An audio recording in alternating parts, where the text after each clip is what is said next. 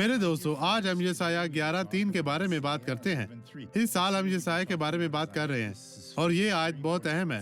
یہ خداوند یسوع کے آنے کے بارے میں ہے، لیکن یسایہ نے اسے یسوع کی پیدائش سے 700 سال پہلے لکھا تھا۔ اس نے کہا، اور اس کی شادمانی خداوند کے خوف میں ہوگی اور وہ نہ اپنی آنکھوں کے دیکھنے کے مطابق انصاف کرے گا۔ یسوع نے حقیقت میں کہا کہ اس نے فیصلہ نہیں کیا، اس نے صرف وہی کیا جو باپ نے اسے کرنے کو کہا۔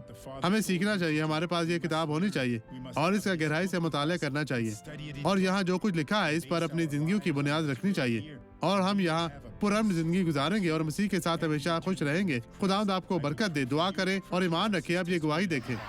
میں نے ڈاکٹر کی تجویز کردہ دوائی لی جو بہت مضبوط تھی اور میں تقریباً بستر سے گر گئی تھی۔ اور اب خدا کا شکر ہے اب میں ٹھیک ہوں، سر کو جھکا سکتی ہوں، نیچے درد کر ختم ہو، سکتی یہ ہوں، واپس مجھے نہیں آئے درد گی۔ نہیں ہے۔ اگر واپس آئے تو شکر آپ اس خدا کی کا۔ سرزش کر سکتی ہیں اور کہیں، چلی جاؤ، میں تمہیں نہیں چاہتی، یہ ٹھیک ہے۔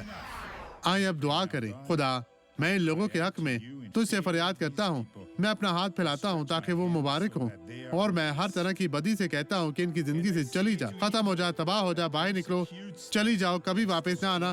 میں تجھے حکم دیتا ہوں یسوع کے نام میں، اور آپ کہیں، خداوند تیرا شکر ہو، خداوند آپ کو برکت دے، یسوع کے نام میں۔